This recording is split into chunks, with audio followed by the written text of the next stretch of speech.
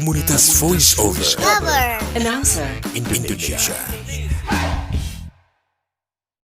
Salam kenal semuanya, perkenalkan nama aku Fairuza Ahmad, biasa dipanggil Fai. Oke, kali ini aku diberi kepercayaan untuk menjadi host di Sherlock Regional 3 kali ini. Nah, teman-teman yang udah bergabung, jangan lupa Sherlock ya. Kali ini kita akan membahas satu topik yang menarik seputar broadcasting, yaitu mengenai tantangan karir di dunia broadcasting, baik di dunia pertelevisian maupun di dunia radio.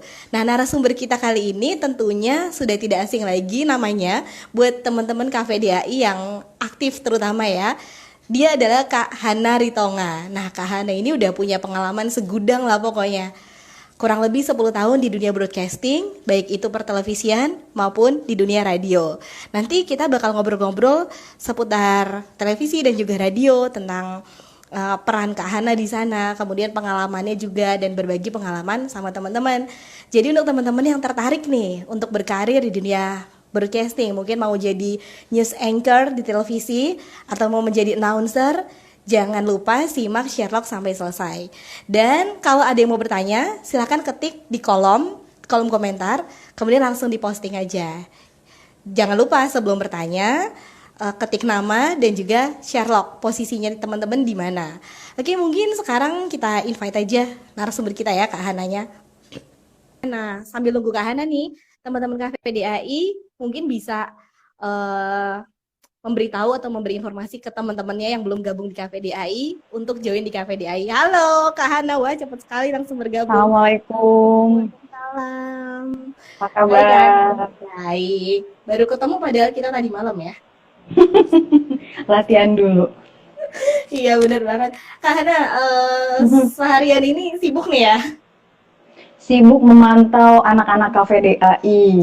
Sibuk membuka kunci pagarnya KVDAI. Wah, hebat totalitas ya buat KVDAI ya Kak Hana. Kita Sama sapa kayak dulu Kak yuk Fai. teman-teman di sini nih. Udah ada siapa nih yang Oke. namanya?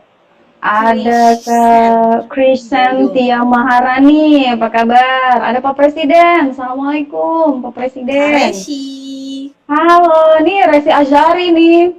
Nggak jadi deh. Kak Alex. Kemudian ada halo. Alex, apa kabar Alex? Terus teman-teman tadi yang sudah gabung juga ada Kak Rini, Iya. yang lainnya juga ya. Ya mudah-mudahan diberi keluangan waktu buat nyimak Sherlock kita kali ini sampai selesai ya Kak Hana ya. Betul. Jangan lama-lama kok, tahu-tahu selesai aja pokoknya. Oh, iya. Ada Alim Ainal juga. Oh iya, Kak Alim ya. Assalamualaikum. Kak Alim nih regional 3 loh.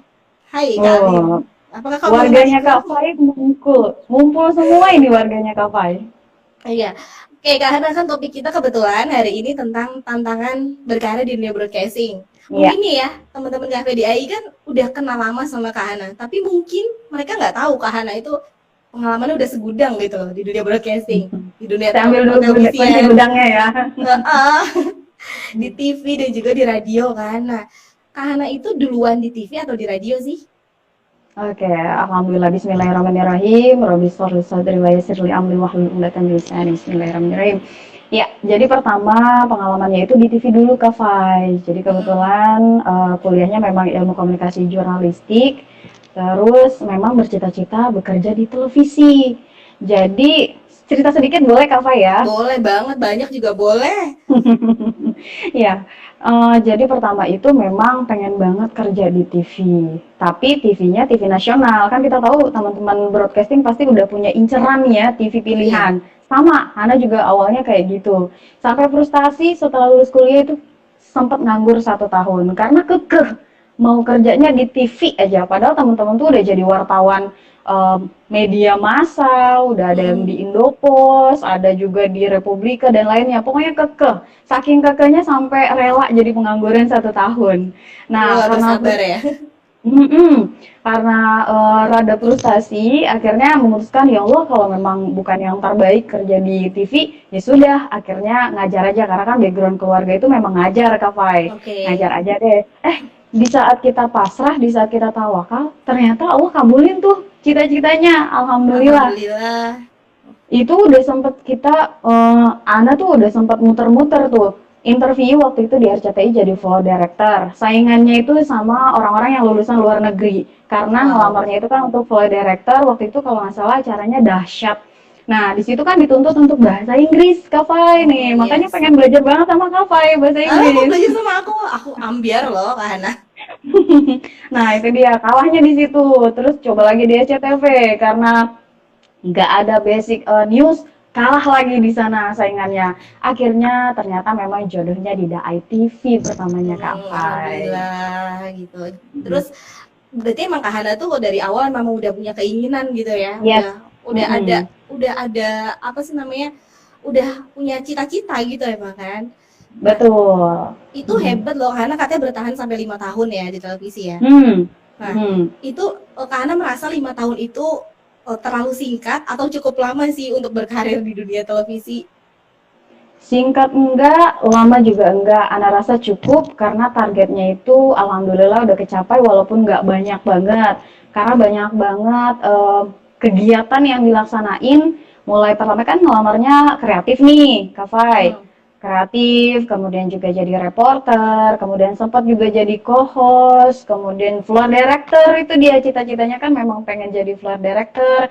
Yang belum kesampaian itu cuman program director atau PD.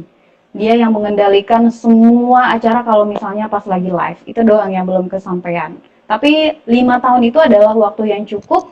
Sudah dapat pengalaman keras-kerasnya dimarahin sama produser. Cerita dikit nih Kak Fai. Jadi pertama itu kan udah nganggur 1 tahun setelah kuliah. Pas masuk otomatis wawasan pasti dikit banget kan, fresh graduate. Iya. Nah, jadi waktu pertama kali masuk dari TV itu dapat programnya acara ibu-ibu. Bayangin dong, belum nikah dapat acara. Dapat program acaranya ibu-ibu yang harus nyusun tips. Ibu-ibu kan senang banget kalau tips ya, misalnya Iya tips benar. membersihkan dapur. Nah, itu poinnya ada 7 Kak Fai. Jadi misalnya 1 memulainya membersihkan, misalnya seperti itu. Anda juga udah agak lupa, tapi yang paling diingat adalah ketika ditegur sama produser. Jadi yang sakit, kan anak-anak Tusuk sekarang tuh banget kalau, gitu ya. iya, kita anak baru, nggak tahu apa-apa, tiba-tiba diomelin sama produser dengan nada yang seperti itu karena belum terbiasa dengan suasana yang under pressure-nya tuh kayak gitu banget gitu. Jadi aku dipanggil, udah bikin skrip, salah menurut versi produser. Waktu itu dipanggil ke ruang meeting, ditanyain, Hana, nama saya di sana Siti Tawakal sebenarnya.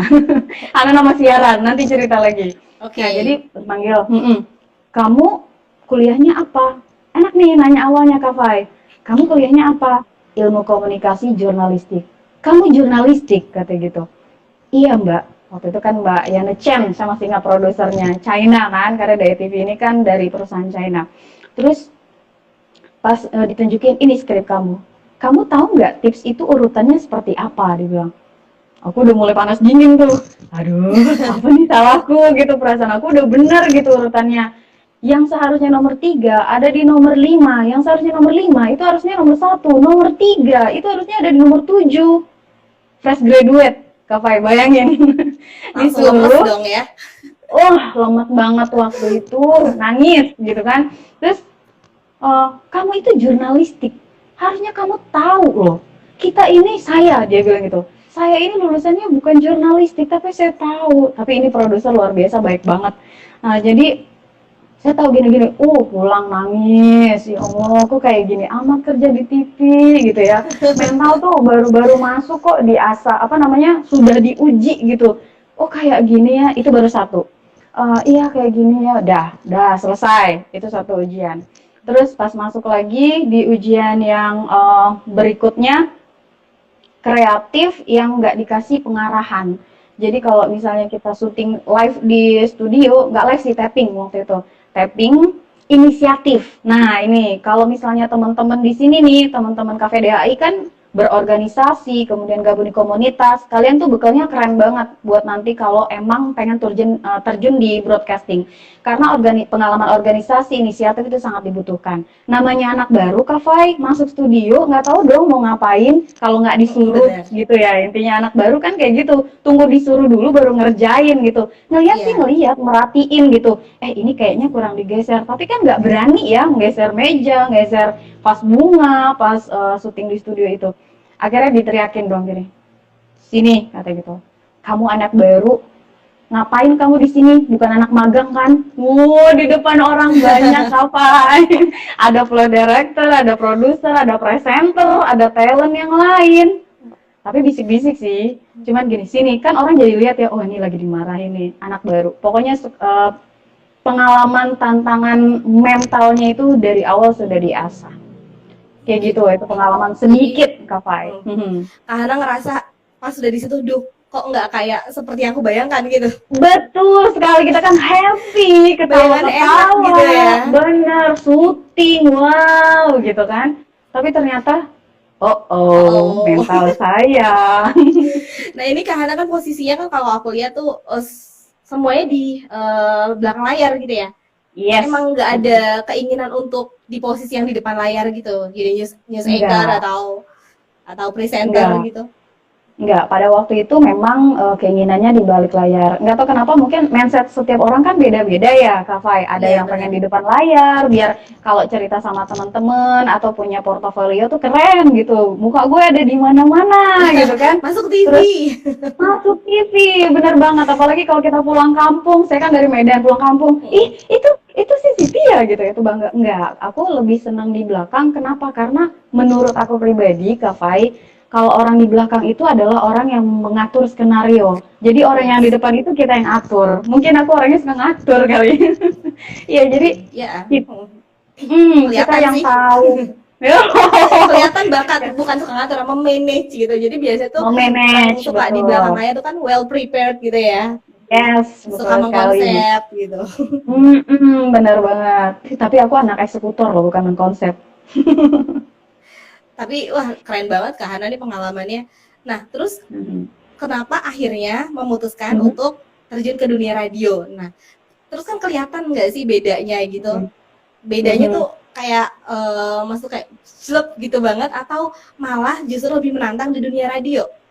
Oke, kalau misalnya tantangan sebenarnya lebih besar itu di TV, Kak Fai, karena krunya kan lebih banyak, terus bermacam karakter, kita harus beradaptasi, bermacam etnis, terus apalagi saya yang mayoritasnya Buddhis di sana di Dai TV, itu kita benar-benar menyesuaikan sampai benar-benar kita bisa mengerti dia bisa mengerti kita gitu. Bagaimana kita berkomunikasi, apalagi kita menunjukkan identiti sebelum kita cerita ke radio ya Kak Fai ya. Yes. Masih ada cerita lagi, mungkin pengalaman ini juga bisa jadi bekalnya teman-teman yang pengen di broadcasting, gimana kita menghargai orang yang berbeda pandangan sama kita, terus orang yang berbeda agama, berbeda dari fisik aja kita udah memaklumi dia gitu. Terus dari bahasanya kita tuh kalau nongkrong tuh, ih dia kok lemot banget ya, yang kayak gitu, ih kok dia pintar banget, yang kayak gitunya tuh dihilangin sama sekali. Di sana saya belajar selama 5 tahun itu. Nah terus kayak misalnya baper, satu lagi, anak baru, masih muda, fresh graduate, baper itu pasti dibawa kemana-mana. Kalau udah diomelin, itu pasti kita pengennya tuh dibayain, disayang. Enggak, di sana enggak. Kita belajar di TV itu, belajar untuk mandiri lagi, bangkitin mood lagi, kemudian kita bisa berbaur lagi. Nah, sama. Jadi ketika kita live atau tapping, itu suasana memang benar-benar keras. Kayak waktu saya jadi floor director, kan memandu satu acara anak-anak tuh Kak Fai. Nah, Kak Fai kan juga berhubungan dengan anak-anak ya, pasti tahu sekali anak-anak itu nakalnya kayak apa, susah diaturnya kayak apa. Unik, menguras tenaga tapi ngangenin juga gitu. Betul, itu yang dikangenin dari anak-anak. Benar Kak Fai. Jadi waktu itu saya pegang program anak-anak namanya Bita Nihao. Jadi berbahasa Mandarin, tapi dia puppeteer gitu. Jadi dia pegang boneka monkey. Karena saya tipikalnya, ayo durasi, tok, harus cepet nih, harus cepet, yang kayak gitu. Nah, di situ saya kurang peka dan belajar akhirnya. Itu megang boneka sebesar itu kan butuh tenaga. Udah gitu, mereka juga harus berhenti dulu. Kebayang Kak, jadi dia pegang boneka, dia ke badannya tuh miring di bawah meja, sementara tangan itu harus di frame di atas meja. Kalau salah satu bahasa Mandarin, itu kan dia harus turunin tangan dulu, terus stretching lagi, yang kayak gitu. Nah, karena waktu pertama-tama aku jadi floor director itu nggak peka sama yang suasana kayak gitu, akhirnya aku yang, oke, standby, langsung kayak gitu. Oke, standby, tunggu dulu, teriak tuh si pemeran yang main, tunggu dulu, nggak bisa apa, nafas dulu, gua mau minum. Nah, suasana-suasana yang kayak gitu tuh nggak boleh baper. Itu tuh harus bener, oh iya ya, ini adalah caranya dia untuk memberitahu kita. Mungkin kita tipe kalau orang yang bisa dikasih taunya kayak gitu, karena mungkin dia dengan floor director berbeda caranya. Mungkin hei tunggu dulu gue capek. Nah pas mungkin aku tipe kalau yang keras, jadi dia kayak gitu, tunggu dulu, woi gue mau minum, batak gitu, sampai keluar gitu kan. Tangan gue capek, gue tahu gue salah. Nah yang kayak gitu-gitu kita udah biasa, suasana yang kayak gitu tuh udah biasa. Abis itu udah kerja bareng, akhirnya kita baru deh maaf-maafan di meja makan. Karena meja makan itu biasanya menyelesaikan masalah ya Kak Fai, kalau udah makan, bagi dong Lupa nuggetnya semua, gitu. udah gitu. Bener, bener banget. Sampai lupa. Pokoknya meja makan itu penyelesaian masalah apapun. Aku belajar di sana seperti itu. Jadi ketika kita tadinya panas-panasan, tegang-tegang di ruang syuting, pas makan belahan nugget, yang kayak gitu, makan kerupuk bareng, minum bareng. Nah, suasana yang nggak bisa dilupain di kerja di televisi itu adalah teamwork yang ngebuat kita semangat terus nggak boleh baper. Terus pastinya kita harus ngertiin sih, harus ngertiin, peka banget. Sama kayak pas kerja, kalau itu kan tadi pengalaman kita antar personal ya, maksudnya sama talent. Harus ngerti kalau dia tuh capek, tunggu dulu gitu, berikan waktu dia untuk istirahat. Nah, di satu sisi, floor director juga matanya tuh harus jeli banget, Kak Fai. Jadi kalau misalnya kita break, itu kan nggak boleh jumping, istilahnya tuh jumping, Kak Fai. Jadi kalau misalnya Pita nih, waktu itu aku kemarin tuh yang jadi narasumber Kak Dwi, anak aku lupa tuh namanya, Dwi Nanda ya, yang kemarin. Nah, itu kan kalau mereka break, itu kadang-kadang jepitan, kan program anak-anak, Kak Fai. Iya. Jadi jepitan itu kalau udah selesai suka dimainin, dipindahin ke sini, kadang dijepit di baju. Sementara kita break, itu kan masih continue. Syuting itu masih continue. Nanti yang repot itu si tim editing. Itu matanya floor director harus jeli. Selain dia bisa ngeliatin gambarnya, kameramen ada 3, dia juga harus ngeliat properti yang ada di meja dan apa yang dipakai sama talent. Aduh, itu belajarnya lumayan lama, 2 tahun sampai aku jeli. Seperti yang tadi di awal, jadi harus produser tuh yang, kamu nggak lihat ini tadi posisinya di mana? Dalam hati aku pasti gini, ya ampun, benda sekecil itu iya kali aku lihat gitu pasti kan. Tapi ternyata di kamera itu sangat terlihat, geser dikit aja itu sangat terlihat, dan itu ilmunya luar biasa di TV, Kak Fai. Nah, kenapa pindah ke radio? Di radio itu startnya, kalau kata orang-orang sih biasanya kalau dari radio baru ke TV. Ini malah terbalik, dari TV ke radio. Karena dulu aku dari radio ke TV gitu. Nah, itu biasanya jalan yang mulus seperti itu seharusnya, naik. Tapi kita kan nggak tahu ya, maksudnya rezeki hidup itu seperti apa. Kenapa kita ditakdirin 1 hari di tempat ini, 1 hari di tempat yang ini, kita kan nggak pernah tahu ya, untuk bertemu dengan orang apa, pengalaman apa, manfaat apa yang ada di sana. Nah, ketika pindah di radio itu karena memang saya memutuskan 5 tahun itu sudah cukup, ilmunya sudah didapat. Yang paling penting itu adalah ilmu yang nggak pernah ada di kuliah, public speaking, mengerti satu sama lain, saling menghargai, bisa ngebaca. Teamwork, betul sekali. Terus pas pindah ke radio karena memang lokasinya dekat rumah. Kebetulan memang itu adalah salah satu radio incaran saya juga, Radio Dakta di Bekasi, dekat rumah. Selain itu kan memang misinya mungkin sama ya, karena berdakwah seperti itu, jadi ngejalaninnya enjoy pasti. Nah, yang intinya kan di situ kan, enjoy gitu kan. Kalau enjoy dalam pekerjaan ya insya Allah dapat semua lah gitu. Betul. Nah, terus posisinya Kahana tuh kan berubah-ubah gitu ya, dari waktu masih di Dai TV itu selama 5 tahun. Ada reporter, ada produser, floor director. Itu perpindahan posisi itu seperti apa sih? Dan juga pada saat di Radio Dakta, perpindahan posisi itu tuh apa yang menentukan gitu? Apakah dari Kahana sendiri yang minta atau memang ditugaskan seperti itu? Oke, jadi kalau di Dai TV, di compare jadinya ya, di TV sama di radio ya. Kalau di TV itu kan 5 tahun, kalau nggak salah 2 tahun itu saya di program ibu-ibu yang tadi House and Living. Kemudian karena saya melihat teman-teman di program Kids kok enak banget ya gitu, maksudnya solidnya tuh solid banget. Di situ aku deketin produsernya waktu itu, namanya Pak Ari. Pak Ari, saya deketin. Pak Ari, kok kayaknya enak banget sih teamwork yang di sini. Kayaknya kalau di program ibu-ibu saya kurang ini deh, kurang serk deh, kayak gitu.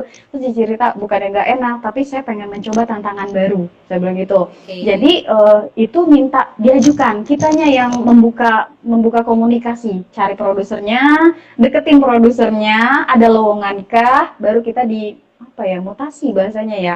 Jadi dari program keluarga dipindahin ke program anak-anak. Saya yang mengajukan diri tuh ke Fai. Kamu yakin mau di sana? Di sana programnya banyak banget loh. Sabtu Minggu kamu nggak libur loh. Yang kayak gitu-gitu. Jadi di apa ya? Diuji gitu. Keseriusannya tuh diuji sama produsernya. Bener nggak sih nih anak bisa di program anak-anak? Anak-anak itu nggak gampang loh ngaturnya. Kak Fai sendiri ngerasain kan? Gimana caranya berhadapan dengan anak-anak, dan alhamdulillahnya lancar. Nah disitulah manisnya. Jadi produser yang di program keluarga ternyata ketika aku mau pisah, aku nggak nyangka yang dari awal sampai tengah aku diomelin terus gitu, maksudnya aduh kok gini sih nggak ada kasih sayang. Ternyata pas justru aku pindah mutasi ke program anak, justru dia tuh sweet banget. Dia tuh sampai kasih pasmina sama aku untuk tanda perpisahan. Padahal kita masih sama-sama satu kantor, tapi cuma pindah program doang, pindah divisi doang. Jauh gitu. Ya, walau kita kan nggak pernah tahu ya apa yang kita tinggalkan ketika kita bekerja sama dengan orang lain. Intinya endingnya manis lah setelah awalnya nangis-nangisan gitu kan. Nah, setelah mengajukan diri untuk program anak, barulah tantangan yang dirasakan, atau mungkin teman-teman baca di internet atau dengar pengalaman. Di sini kan banyak yang senior ya, di Cafe DAI itu banyak banget yang senior, yang lebih pengalaman dari Ana itu juga banyak banget. Nah di situ betul tantangan yang kita baca di internet atau cerita teman-teman yang waktunya tidak teratur, makannya tidak teratur, siap di calling kapan aja, disitulah mulai terasa. Kalau di program keluarga kemarin agak teratur, Sabtu Minggu saya libur, syuting tetap di hari kerja, tapi begitu pindah ke program anak-anak, jangan harap Anda mendapatkan Sabtu Minggu setiap bulan. Sabtu Minggu itu resiko ya. Karena sendiri yang minta kan pada saat itu. Terus rasanya memang better. Tapi walaupun liburnya kurang, tapi lebih ngerasa nyaman atau enggak? Sangat nyaman karena teamworknya, produsernya itu membuat kita tuh semakin berkeluarga. 1 bulan sekali kita punya jadwal habis gajian harus makan bareng di Pantai Indah Kapuk. Dai TV itu kan di Pantai Indah Kapuk. Pernah ke sana? Di situ kantornya. Jadi di sana kan ada salah satu restoran, setiap sebulan sekali produsernya itu memang mewajibkan kita makan bersama di sana. Jadi quality time-nya terjalin itu ketika kita terus sama-sama gitu. Bersama itu membuat kita satu, bersama itu membuat kita nggak konflik. Semakin sering bersama semakin bagus. Sama kayak di keluarga kan juga kayak gitu ya. Sering komunikasi, sering makan bareng, makin solid gitu. Semakin jarang komunikasi, semakin jarang ketemu, semakin rusak biasanya hubungan. Gitu ya, Iya, Kak Pai? betul sekali. Ini sambil kita sapa dulu teman-teman yang baru gabung ya. Oh ya, boleh. Mungkin juga ada pertanyaan, udah ada yang bertanya belum sih? Oh, ini fans ya Kak Hana nih. Amelia. Siapa itu? Wah, Kak Mbak Hana. Selalu keren deh.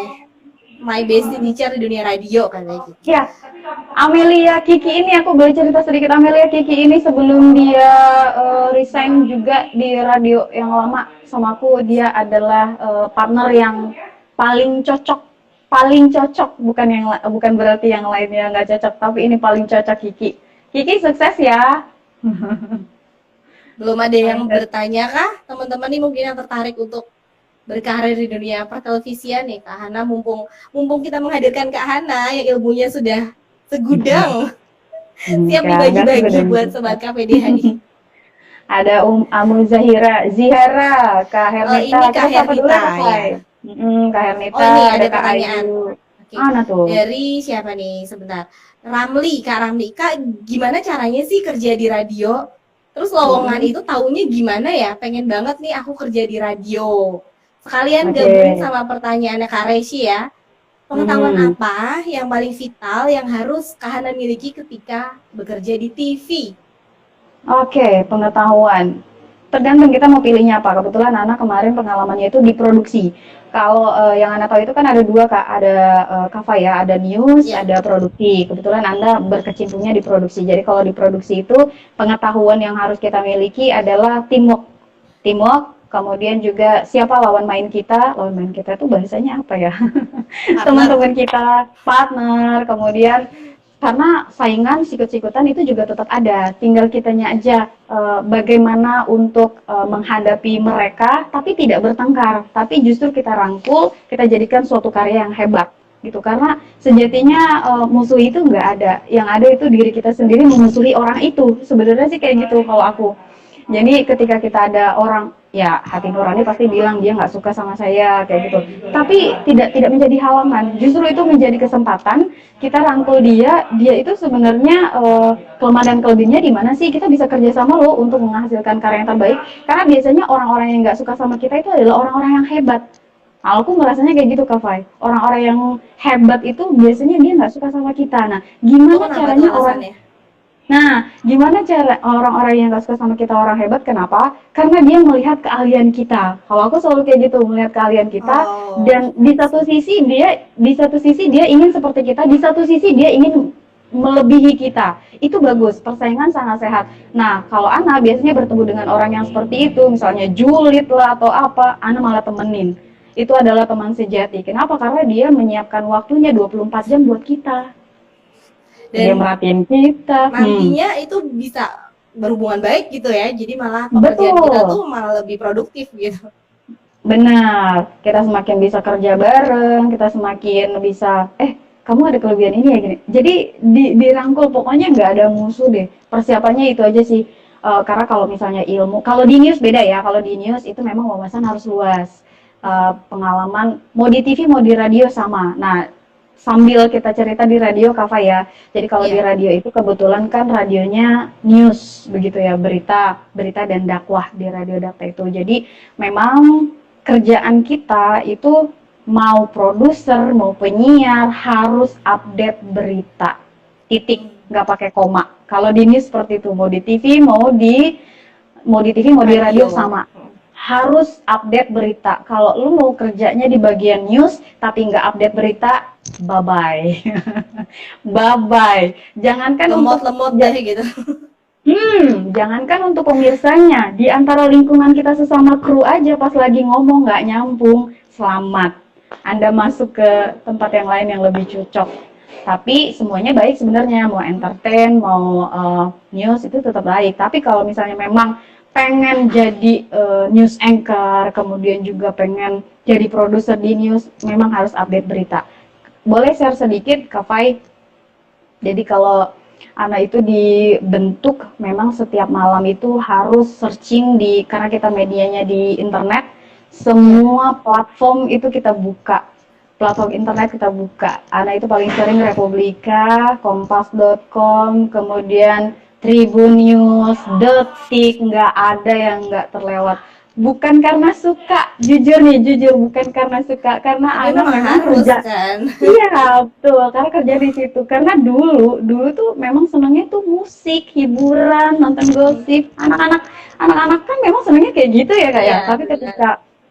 ketika kita diberi amanah, diberi rezeki sama Allah, ternyata terjunnya di sana, ada maksud tertentu, mau nggak mau harus melihat berita. Kenapa? Ketika kita searching, nah kalau di radio itu kan ada apa namanya signposting namanya Kak, 3 berita gitu yang untuk disiarin. Nah itu kita cari yang paling utama untuk menjadi signposting bahasanya itu. Kita sampaikan selama 3 jam kita siaran, itulah yang akan kita kupas tuntas, cari narasumbernya siapa. Nah jadi kalau misalnya teman-teman tadi yang nanya apa sih yang harus disiapin untuk di TV dan di radio, kalau pilihannya news harus update berita, nggak pakai koma. Tanda serunya 5. Itu Ya, aja, betul banget. update berita. Mhm. Nah, terus ini Kak Hana pasti kan sering dong berhubungan pada saat terjun di seputar news gitu ya, program news, pasti sering dong bertemu Mhm. dengan narasumber gitu. Kayak gitu Betul. pernah nggak sih ada pengalaman nggak enak, pengalaman pahit gitu misalnya nih ya, ada satu Mhm. topik kita disuruh mewawancarai gitu atau jadi host. Terus kita tiba-tiba kayak ngeblank gitu. Oh, ternyata informasi itu salah ya. Pernah nggak sih kayak Oh gitu? ada. Ada, apalagi narasumbernya ganteng gitu kan. Gagal fokus Galvok langsung di dong, depan mata. aduh. Iya, yang udah disiapin semalam, udah siapin pas di depan gitu, crik, ke distract gitu dalam sedetik itu bikin hancur semuanya. Makanya minta fokus. Ada waktu itu kalau nggak salah di radio nih, kalau yang ini di radio ngebawain acara kesehatan kalau nggak salah talkshow kesehatan. Nah, dokter yang ngomong apa, aku ngomong apa gitu. Tapi itu baru ya, maksudnya kalau udah agak lamaan, udah 2 tahun ke atas itu nggak boleh lagi yang kayak gitu. Baru tuh 1 tahun pertama, 3 bulan dikasih kesempatan untuk talkshow. Karena kita 1 bulan tuh nggak boleh talkshow Kak Fai. Jadi satu Oh bulan ya. tuh benar-benar benar-benar mengamati. Kerjanya itu cuman bikin berita yang 1 jam sekali, lalu dibacakan di setiap jam 1 jam sekali itu.